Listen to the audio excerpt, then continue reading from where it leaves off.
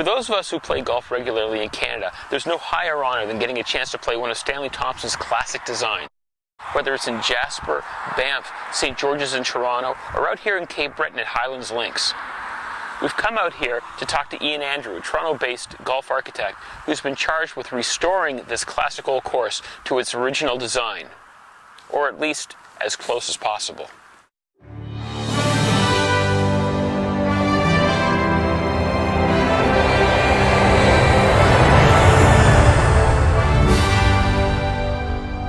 Well, for me, it's kind of a dream job. I've had a love affair with Highland Links. I came here as a kid back in 1981 and fell in love with the place then.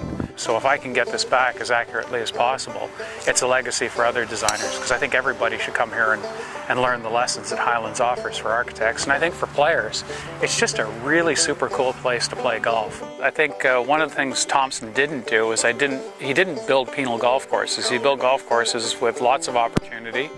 He was one of the few architects that I can think of that built a lot of breather holes or a lot of simpler holes so that the average player had a chance to make a par or a birdie before he'd usually present a couple of easier holes before he'd present one that was extremely complicated to play. And he liked to sort of bring things up and bring things back so that you would enjoy your day. He was a lot more into the enjoyment and the fun of the game than he was into building very difficult golf courses. We're doing our best to be accurate. We've got old aerials, so we have a collection of old aerials and a series of them. You use those to get some of the shapes. We've also got lots of photos, some of Cornish's original photos that he shared with us from the pre-seeding. There a number of them before they actually seeded the fairways. And then there's a series of photos that were taken very early on when they were finishing up the work, some of the holes that had been grown in at that point. And then we've got quite a few photos from the late 40s, early 50s that show off particular golf holes that are very clear, and we've used those as well. And then the other little charming thing about the golf course is the land gives you a lot of clues. With the greens mix is very particular, so all we have to do is take a soil probe, and we can find out exactly where the old greens are. So there's no mystery to it. It's very easy. You just go along until you find clay. And so the greens are easy to recapture.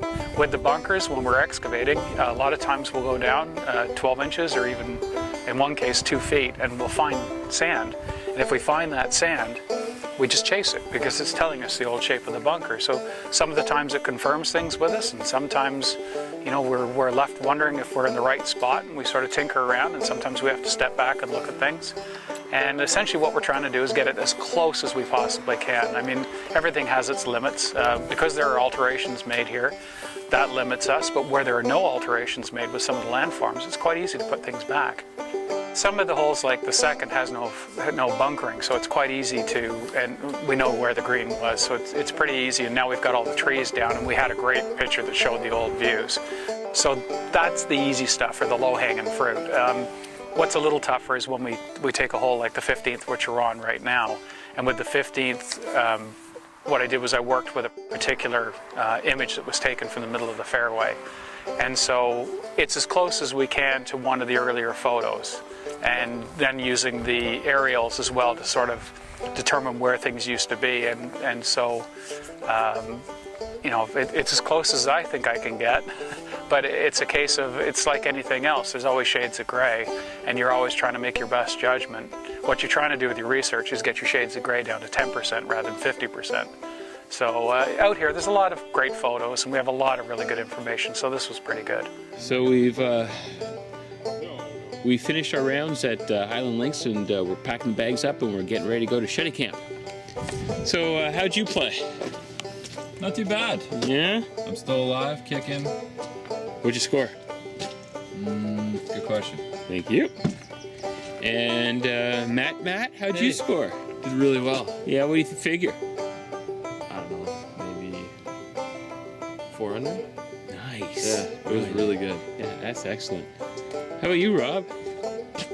I have no idea. I haven't added the score. I think it was 37 in the back, though. So that's awesome. Yeah, sure you were.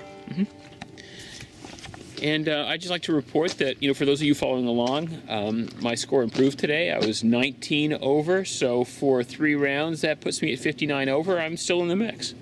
Oh, just a correction. Sorry, mine's actually, I think I was